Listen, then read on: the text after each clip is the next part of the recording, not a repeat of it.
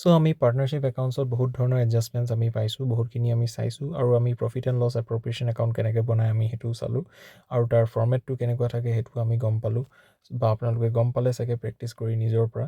কিন্তু এই কুৱেশ্যনটো ইলাষ্ট্ৰেশ্যন 4ত আমি এটা বেলেগ বস্তু দেখিবলৈ পাইছোঁ যিটোত লিখা আছে manager is to be allowed commission of ₹5,000 আৰু অমিতাভে কিবা লোন এটা দিয়া হৈছে যে কৈছে যে Amitabh has also' given a loan on April 1, 2019 of ₹50,000 to the firm without any agreement.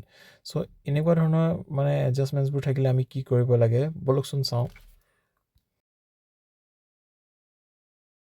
চ' ইয়াত আমি কি কৰিলোঁ, প্ৰথমতে আমি প্ৰফিট এণ্ড লছ একাউণ্ট বনাই পেলাই যিকেইটা বস্তু আমাৰ তাৰমানে প্ৰফিট এণ্ড লছ এপ্ৰপ্ৰিয়েশ্যন একাউণ্টত নাহে, যেনেকৈ আমাৰ মেনেজাৰ্ছ কমিশ্যনটো নাহে বা ইণ্টাৰেষ্ট অন লোন এনেকুৱা ধৰণৰ বস্তুটো নাহে, এই বস্তুটো আমি এইটো সাধাৰণতে ক'ত আহে, প্ৰফিট এণ্ড লছ একাউণ্টত আহে। চ' প্ৰফিট এণ্ড লছ একাউণ্টটো বনাই পেলাই আমি ৱৰ্কিং নোটছত এনেকৈ দেখুৱাই দিলোঁ যে এনেকৈ পাৰ্টিকুলাৰ্ছ এমাউণ্ট ফৰ্মেট দি পেলাই যেনেকৈ আমি প্ৰফিট এণ্ড লছ একাউণ্ট বনাওঁ আৰু বনাই পেলাই এইফালে আমি লিখি দিলোঁ টু মেনেজাৰ্ছ কমিশ্যন 5,000 আৰু এইফালে two interest on loan ব্ৰেকেটত Amitabh বিল লিখি 50,000 into 6/100 তাৰমানে 6% আমি ধৰিছোঁ, এইটো 6% ল'ব লাগে।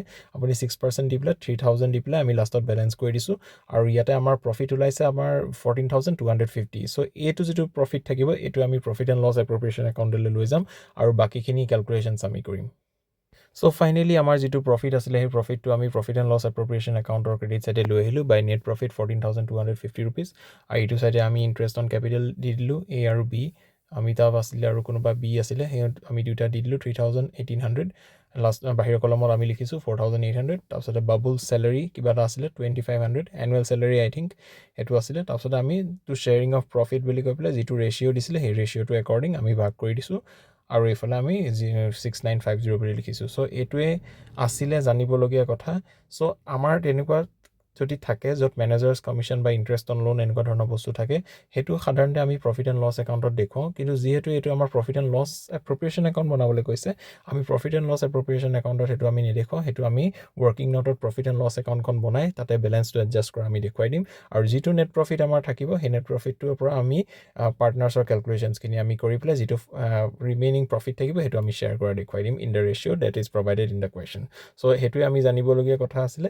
চ' আই হোপ আপোনালোকে বুজি পালে। যদি বুজি নাই পোৱা আপোনালোকে আকৌবাৰ ভিডিঅ'টো চাব, নহ'লে মোক কমেণ্ট কৰিব আৰু মই যেতিয়া আপোনালোকক কেনেকৈ আৰু বুজাব পাৰিম সেইটো চিন্তা কৰিম। Till then, thank you for ৱাচিং এণ্ড ষ্টে ছেফ।